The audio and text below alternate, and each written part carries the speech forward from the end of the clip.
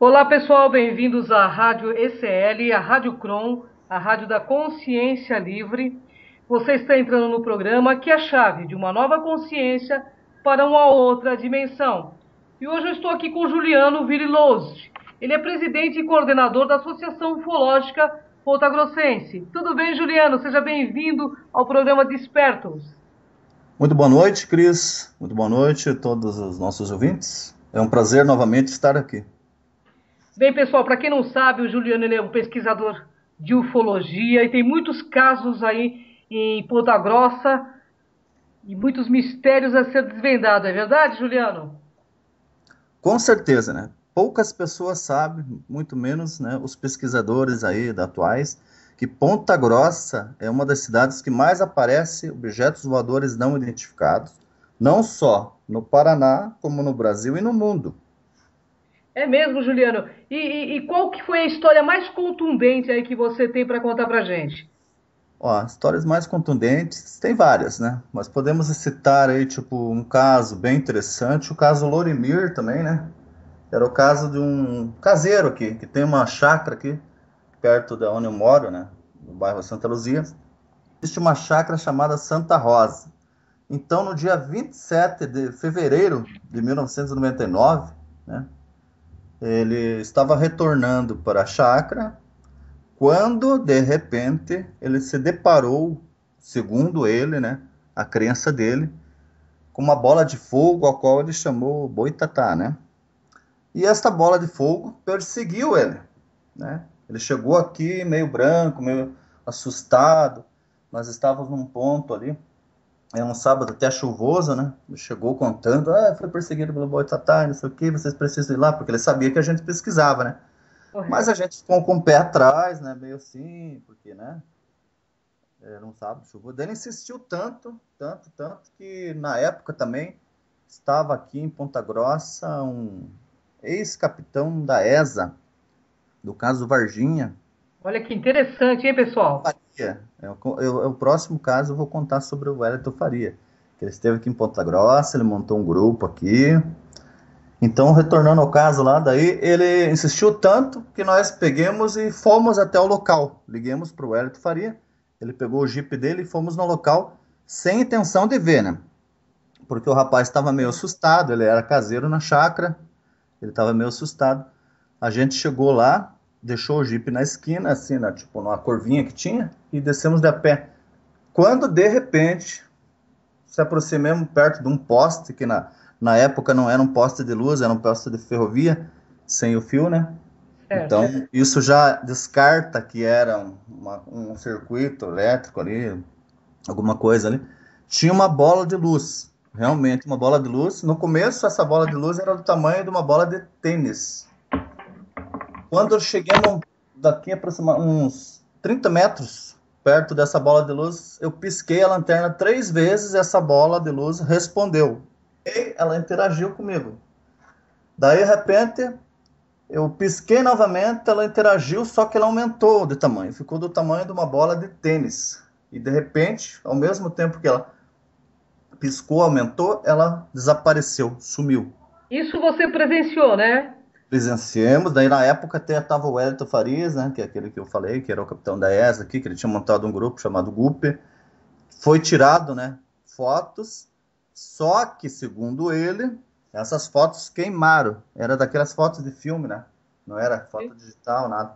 E essa bola, o que que era? Era uma sonda ou o que Era que... uma uma bola de luz, assim, translúcida, né, uma bola redonda, que segundo vários pesquisadores aí que pesquisam também, seria uma sonda mesmo, né?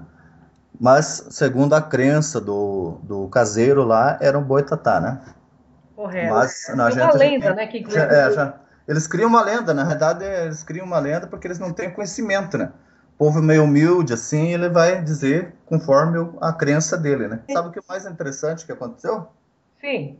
Daí nós levamos ele para casa dele. No outro dia, né? A gente retornou para ver o local lá, tudo. Um amigo meu subiu lá também na época, chamado Edson, subiu no poste, tinha uma casinha de João de Barro. O que que tinha na casinha de João de Barro? O Não quê? era um jogo de barro morto, era um bem-te-vi morto, arrancado a cabeça e os pés, como se e queimado. Então, Nossa, que estranho, né? supostamente, com uma luz, né, veio por cima e queimou o passarinho, né? Engraçado que era um bem-te-vi ali, estava ali, né? Não era um jogo de barro. É muito interessante, né? Então foi um Uma... dos casos bem interessantes, né? E naquela chácara chamada Chácara Santa Rosa, várias e várias vezes, outros amigos meus, outros pesquisadores, fizeram vigília ali, viram objetos voadores não identificados, mas naquela época a pesquisa era mais difícil, né? Porque não era assim igual hoje, que todo mundo tem um celular, uma câmera, né? Digital, que todo mundo pode filmar.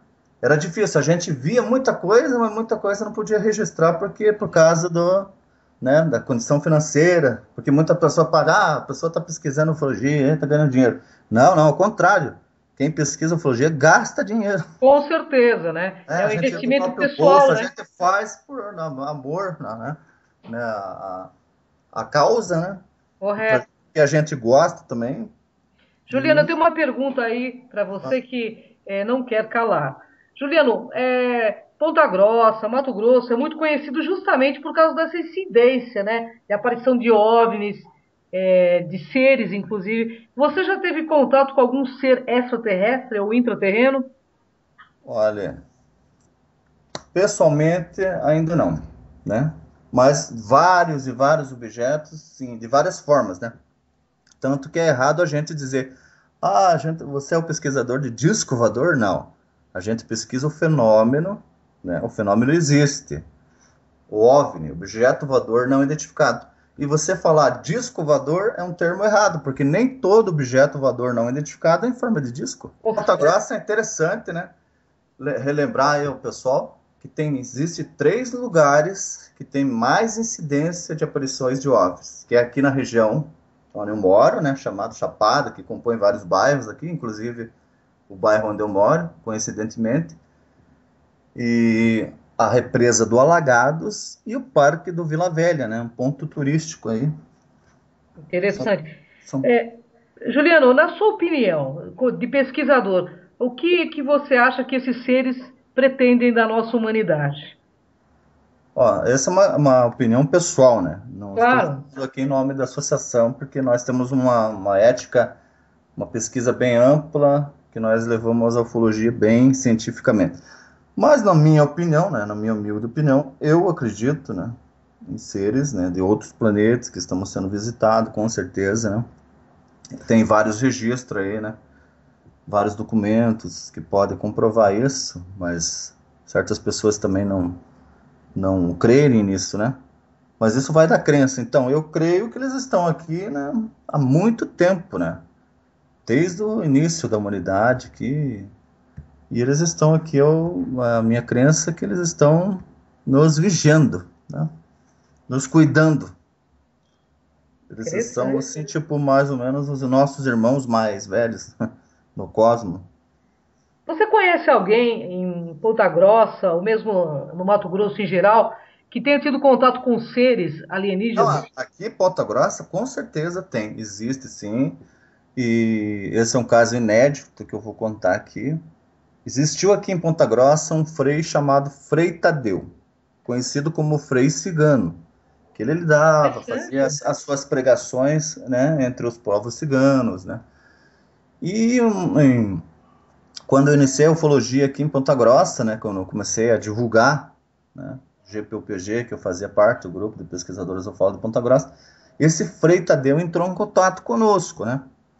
Daí em off ele me contou, né, que teve contatos com esses seres, né, de outro planeta, né? Que uma vez ele estava rezando uma missa num lugar, veio uma bola de luz e transpassou ele, deixou uma marca. Aí Nossa, ele foi levado para fazer regressão hipnótica, o bispo meio abafou o caso aqui, né? Não quis divulgar, falou para ele, não deu o resultado das pesquisas da regressão hipnótica que ele fez, né? Então ele contou casos interessantes que ele tinha, né, esse contato, tanto na época que também ele gostava de ler as revistas UFO lá, né? Entrou em contato conosco. E ele contou também lá no Vaticano, né, que tem vários segredos lá debaixo do Vaticano, né?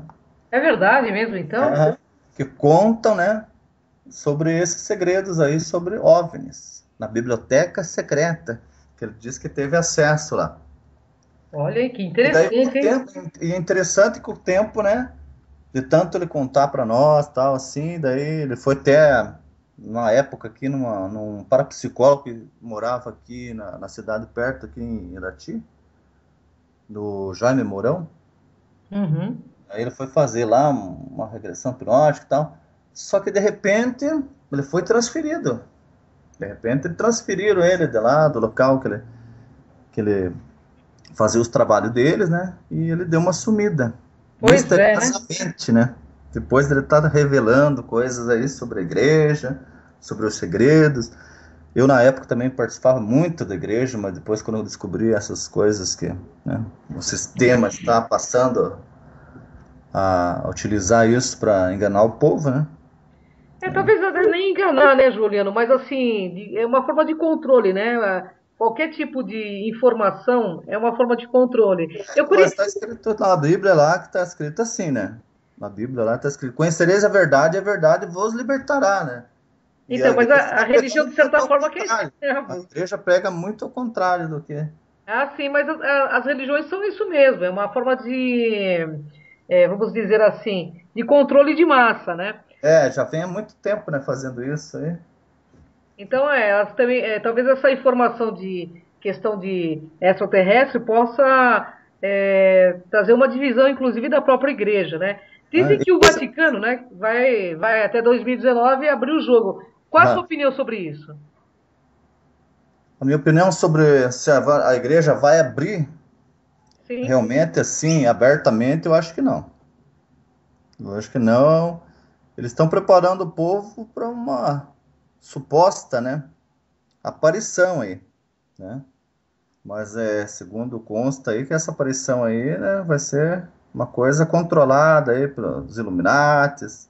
Isso já entra num outro campo aí meio, né, No campo de conspirações, né? para de conspiração aí, que daí eles estão fazendo isso, aí preparando o povo aí, porque daí vai ter uma falsa vinda de Jesus, de outros seres. Correto, é o projeto É, aquilo, Bluebeam, né, que eles falam. é aquilo que você falou lá, um controle, eles querem um controle sobre o povo, né? E como está tendo muitas aparições, eles estão perdendo o controle aí, muitas pessoas estão vendo coisas, né? Como está escrito na Bíblia que estaria aparecendo, né? Claro, é Estaria verdade. aparecendo. E retornando ao caso que você falou aqui, sim, daí tem ainda mais caso interessante, tem o do Júlio César Murmel. O Júlio César Murmel, segundo ele consta, na época, ele constou que ele achou uma pedra, né, no rio Tibagi. Certo. É. Só que daí tem duas vertentes disso. Quando ele foi num congresso de ufologia, ele falou que ele recebeu essa pedra, né? Apareceu essa pedra depois dele ter sido abduzido, né? Apareceu dentro do carro dele. E essa pedra era muito interessante. Era uma pedra que tinha vários desenhos enigmáticos, né?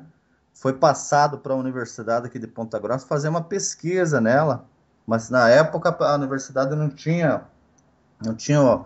os artefatos para fazer a pesquisa correta, né? E segundo consta que foi levado essa pedra para a USP e da USP para a NASA.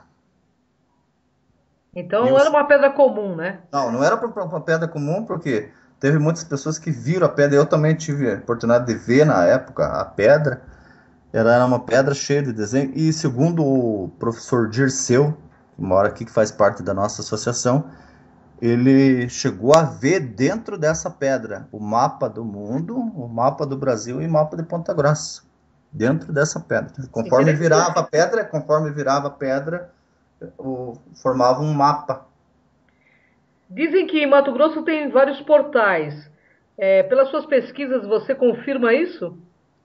Sim, sim, segundo várias pesquisas aí, aqui também, no Parque do Vila Velha. Segundo consta que tem ali no Parque do Vila Velha um portal que daria no Chapada da Diamantina, né? E de lá iria para Machu Picchu, Interessante, né? ao que transpassaria, né? E também ali no caso do Júlio César Bormel tem a outra história que eu contei, falei que tinha uma outra versão, que daí Certo. Essa pedra, como o Júlio César Murmel, na época, ele era ministro da Eucaristia da Igreja Católica, a Igreja Católica, o Vaticano, queria essa pedra. Queria levar essa pedra. Mas, na época, a cantora Elba Ramalho, segundo consta lá num congresso que teve em Curitiba lá, que ela adquiriu a pedra, né, para não deixar o Vaticano levar. Porque ela queria que a pedra ficasse para todo mundo ver essa pedra. Então, essa pedra também sumiu, né? Nós estamos aí fazendo uma investigação para ver o paradeiro dessa pedra, porque tem essas duas vertentes. Hoje o Júlio César Murmel tem ali, ele está no Face e tudo mais, mas ele não entra em contato, não fala, se calou. Se calou. E me fala uma coisa, Júlio, a respeito dos híbridos, você acha que os ETs realmente fazem hibridização em nosso planeta? Eu acho sim, eu acho que a gente mesmo já é um híbrido, né? Porque consta em vários livros, né? Inclusive na Bíblia lá, que os filhos de Deus, quando viram as filhas dos homens, né? E geraram os gigantes. Ali foi a primeira já Primeiro hibridação. cruzamento, né? Foi um cruzamento ali, já nasceu uma raça ali, né? A raça dos gigantes, dos Néflins, né? E né, segundo outras pessoas, aqui até em Ponta Grossa, aqui, pessoas que me contam, né? Que a maioria, pessoas não gostam de falar em público. Não gostam de falar, não gostam de relatar, porque a própria família, né, vai criticar a pessoa, vai falar que ela tá ficando louca, que foi um sonho e tal. Então aqui em Ponta Grossa tem vários relatos, Temos relatos de pessoas abduzidas, né? Todas elas contam a mesma história, os mesmos seres, né? Geralmente as abduções que ocorrem são com cinzentos. São aqueles que eles chamam de cinza, né? Os Greys. Né? Os Greys são aqueles ETs com cabeça grande, olhos pretos, né? Então, são geralmente esses que abduzem. E engraçado que todas as pessoas, elas não se conhecem, que é as pessoas que entram em contato comigo. Elas me contam em off, né? Porque nós temos um setor dentro da nossa associação que atende essas pessoas, né? Para a pessoa contar o caso, como que foi e tal. E daí elas entram em contato conosco. Houve um caso também bem interessante de uma mocinha, né, na época, entrou em contato conosco, que ela estava tomando um vinho, né? Ela estava tomando um vinho lá, daí ela se cortou. Se cortou, ela foi no hospital. Foi no hospital, fizeram um curativo nela. Dali, uns 3 dias, começou a doer a mão dela. Daí ela pensou que tinha um caco de vidro na mão dela, né? Sim, claro. Retornou ao médico lá. E interessante, quando foram tirar uma radiografia lá, tinha 3 objetos desconhecidos na mão dela. Na mão dela. Interessante, era um tipo de chip? Tipo um chip, né? Um material que não foi identificado, porque daí ela foi feita uma cirurgia nela, tiraram 2, né? E é engraçado, quando tiraram os 2, os objetos dissolveram. Foram colocar num vidrinho e os objetos dissolveram. Daí ficou um dentro. Daí na época ela entrou em contato conosco, nós tínhamos um médico, amigo do Dr. Sérgio, na época, era dentista, né? Que era o amigo dele, era um médico ali de Palmeira, levemos lá para lá e tal. Só que daí na época a pessoa começou muito a assustar ela, tal, porque ela tinha vários sonhos, né? Para ela eram sonhos. Ela sonhava muito com seres extraterrestres e tal. E daí ela foi levada lá para fazer uma cirurgia. Ela não quis fazer a cirurgia, ela ficou com medo e também sumiu de medo, porque começaram a colocar na cabeça dela: ah, você está sendo abduzido, cuidado, quanto mais. Então tem que tomar muito cuidado com essa, né? Tem muita contra-informação, né? Então a pessoa fica muito mais assustada. Você tem que saber conversar com umas pessoas desse tipo, né? E também eu falei que ia te contar sobre o caso do Wellington Faria. O Wellington Faria apareceu na cidade aqui entre 1998 e 1997. Ele veio de Varginha, né? Ele me mostrou um documento mais tarde, né, a farda, a arma e tudo mais, que ele era capitão da ESA. E ele me contou, me relatou que o caso Varginha era um caso verdadeiro, que realmente ocorreu. Só que é interessante que ele veio aqui em Ponta Grossa, ele montou um grupo chamado GUP, Grupo Ufológico Ponta Grossense. Aí, na época, ele entrou em contato conosco, eu já tinha um grupo chamado GPUPG, que era o Grupo de Pesquisadores Ufólogos de Ponta Grossa, e ele começou a tirar informações de mim, dos outros membros e tal, e começou a investigar por conta, né, por fora. Então ele vinha, tirava informações nossa, tal, de casos bem importantes, filmagens que ele levou daqui, tal, e fez várias pesquisas aqui, tal, pesquisou os casos importantes, como esse que eu te contei também, Correto. coletou um monte de informações e de repente, entre 2002, ele falou que ia embora para Varginha novamente e sumiu. Hoje, se você procurar pelo nome Wellington Faria, você não encontra nada. É, é, é complicado, né? A gente É sabe como que se tem ele muita. tivesse vindo aqui para catar informações, né? Mas é interessante que ele era da ESP, porque ele me mostrou, né? Me mostrou a arma, que era restrito do exército, né? Me mostrou a farda, né? Me mostrou a carteirinha dele que ele tinha e tudo mais. Pois é, né? Então ele era realmente, ele confessou para mim lá que ele estava junto na captura lá dos seres que foram capturados em Varginha, né? E quantos seres tinham na época? Segundo ele consta, eram 4 que foram capturados, né? Estavam mortos ou vivos? Dois estavam mortos, 2 supostamente quase vivos. Daí 2 foram levados para os Estados Unidos e 2 supostamente ficaram aqui no Brasil. Bem, o pessoal está curtindo muito, né? Porque é o tipo de informação, assim, esses casos são muito importantes e tem de ser contado para ver que é uma coisa que acontece corriqueiramente, né? É uma coisa que está acontecendo aí dia a dia. Aqui em Ponta Grossa está acontecendo dia a dia. Quem só não vê quem não quer. Porque se a pessoa parar, né, tiver um tempinho, começar a observar, vai acontecer de você ver um objeto não identificado. Eu comecei na ufologia em 1989. Meu pai gostava muito de ufologia. Daí eu me interessava, porque ele me contava lá, né, das histórias dele. Ele tinha trabalhos como tratorista, motorista, em várias chácaras e tal. Daí ele me contava que uma vez teve um pouso de um objeto aqui na cidade de Tibagi, na fazenda da Doroti Malfron. E ele me contava e eu ficava meio assim, né? Eu gostava do assunto, mas ficava com o pé meio atrás, né? Sempre meio desconfiado, né? Mas um dia eu estava aqui na Santa Luzia, distraidamente, aqui em 1989, ainda me lembro bem. Uhum. E quando eu deparei, olhei para cima e vi um objeto que não era um avião, não era um balão. Segundo ele subia, descia, fazia zigue-zague para lá e para cá, entendeu? Então não é um avião, Claro. não Então era um você balão, teve não uma era nada experiência com conhecido. eles, né? Não era nada conhecido. E a partir daquele dia, né, eu comecei a me interessar mais, comecei a ler livros, né? Não tinha internet, assim, não era tal corriqueiro, né, também. Comecei a ler livros, comecei a pesquisar, né, entre outras pessoas. Aí foi surgindo a necessidade de montar um grupo, né? Aí eu comecei sozinho. Depois eu achei mais uns amigos que se interessavam pelo assunto, também tinham visto, né? Aí começamos a ideia de montar o primeiro grupo ufológico, né? Ponta Grossa aqui. Depois de muito tempo, que o primeiro, né? Houve uma associação aqui, né? Isso em 1952, né?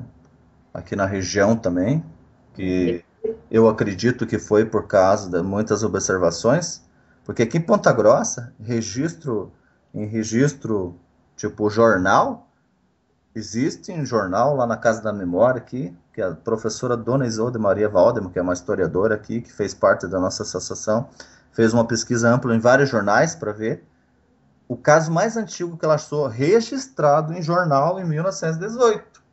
Gente, é bastante tempo, né? E daí passou década, e nessas décadas seguintes começaram a ter muitas aparições.